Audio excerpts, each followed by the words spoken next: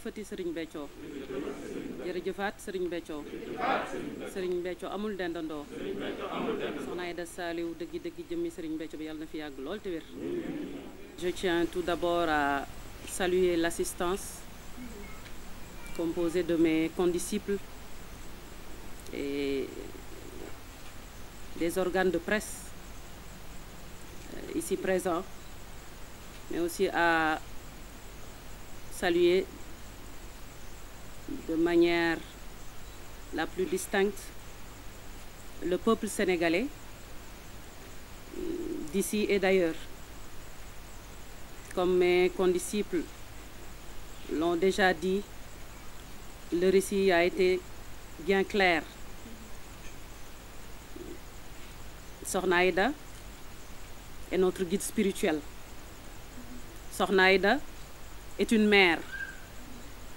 Sokhna Aïda est la mère de la communauté Thiantakoun et de qui veut être couvé.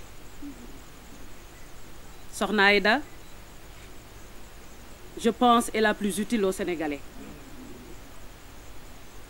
et des gens même d'ailleurs, car ses bienfaits sont incommensurables. Nous venons de finir la distribution des bernets, comme on dit, les mets qu'elle prépare, ces mets succulents, pour les daara, les écoles coraniques, certains chefs religieux, les pénitenciers, les mosquées, avant de faire ce point de presse. Pour vous montrer que aucune intimidation n'entraverait notre ferveur, notre dévotion, notre dévouement en notre guide bien-aimé Sokhna Aïda Saliou Thioune. Trop c'est trop. Effectivement, des nervis ont pris d'assaut sa demeure, mais avec sa maîtrise qu'on lui connaît, son intelligence, elle a pu maîtriser la situation. Donc, nous sommes des citoyens sénégalais. Nous avons des droits et devoirs, mais on l'a répété et répété encore, nous interpellons l'État en son chef, son Excellence, Monsieur Macky Sall, le président de la République, qui est le garant de la Constitution. Et la Constitution est ce texte qui permet la protection des libertés individuelles et collectives. Et il est garant de la Constitution. Donc, dans un pays de droit, ce n'est pas normal qu'une citoyenne comme Sokhna Aïda, elle est rare, pour ne pas dire inexistante, doit être protégée. Nous ne voulons pas que l'irréparable se produise. Elle nous éduque. Sokhna Aïda nous interdit de rechigner. Sokhna Aïda nous recommande de ne pas répondre à la provocation. Elle nous exhorte même à ne pas répondre. Mais cela ne veut pas dire que nous ne connaissons pas nos droits pour ne pas nous défendre. Il y a la légitime défense. Mais cette violation de domicile, ces nervis-là, ils étaient prêts. Si vous voyez ces éléments de preuve, ce que la vidéosurveillance a pris, mais vous aurez bouche bée. Vous seriez bouche bée. C'est incroyable. Comme M. Gueye l'a dit, l'imamou, c'est comme dans les films de ninja. Mais c'est insupportable. C'est comme s'il y avait un acharnement à son encontre. Effectivement, c'est ça. Ces détracteurs. En quoi a-t-elle tort, Sokhna Aïda? Elle a eu tort d'être femme. Elle est femme. Nous sommes en train d'être contactés par certains organismes de défense des droits de la femme, de l'homme. Mais trop, c'est trop. Ils sont soucieux de la protection de la femme, des droits de la femme. Qu'est-ce qu'elle a fait de mal, Sokhna Aïda? Elle nous éduque. Ce legs que Serigne Béthio lui a laissé, cet héritage spirituel, elle ne demande qu'à faire du bien. Soyons sérieux. Soyez au sérieux. Nous sommes des Sénégalais, nous sommes des citoyens. J'ai entendu le ministre de l'Intérieur dire un jour, force reste à la loi. Donc, nous nous soucions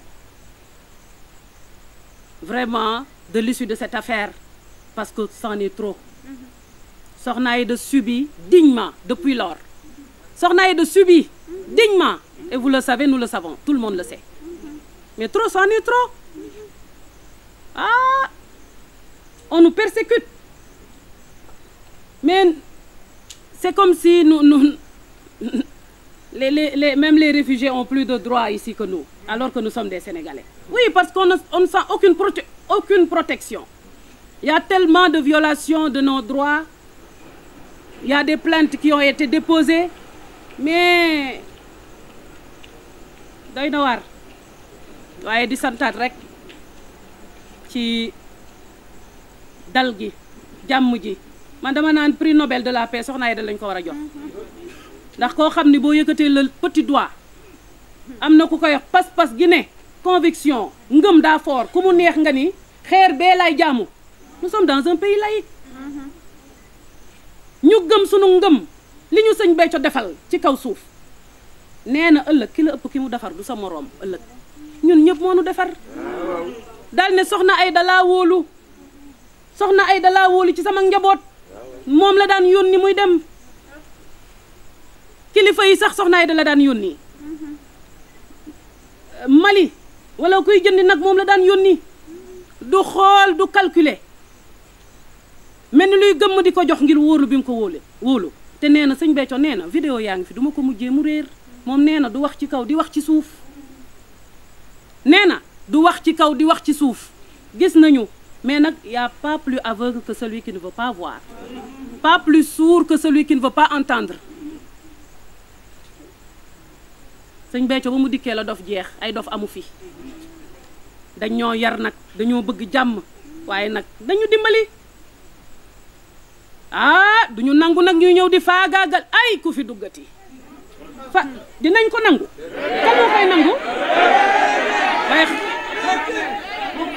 xam ngeen li mu ñu jaral xam ngeen ko xam ngeen li mu ñu jaral duñu nekk fii di ko wax ay yéen it violation de domicile man ñii ak ni ñu geetaroo man li ma gis dama tiit ñii ils ont été entraînés des nervis laa wax ni ñu doon cëppeloo comme ay waaye dama ne ku cambriolage doon tax a jóg am na fu nu dugg mais bagage ya fa ne ak na mu chéré dañ koo romb Sokhna Aïda la ñu laajte. kon nag il faut que ça cesse dañoo yar waaye nag ñàkkuñu fayda de déedéet ñàkkuñu fayda kaddu gi foofu laa ko yemale di santaat bu baax ci wax dëgg yàlla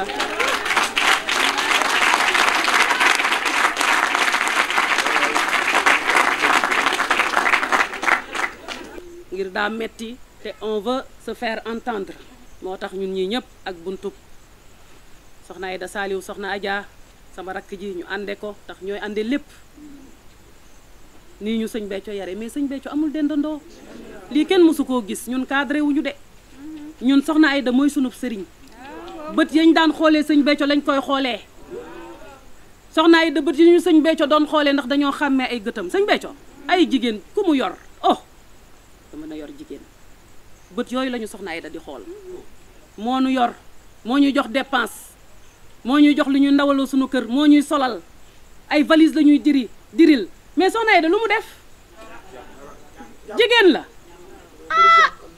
waaye lu baax lu ne fu muy jaar waliyu fu muy jaar président fu muy jaar ministre fu muy jaar commissaire fu muy jaar an ndeysaan nañu suturaal jigéen Sokhna Aïda mérité wul lii mérité wu ko nañ ko may jàmm waay mi ngi liggéey dara suñu ngëm gii suñu pas-pas bii billaay dara njaboo rek tëdd di nelaw ñun gëm nañ ba noppi ñun dara jommalatuñu jaa ngeen jëf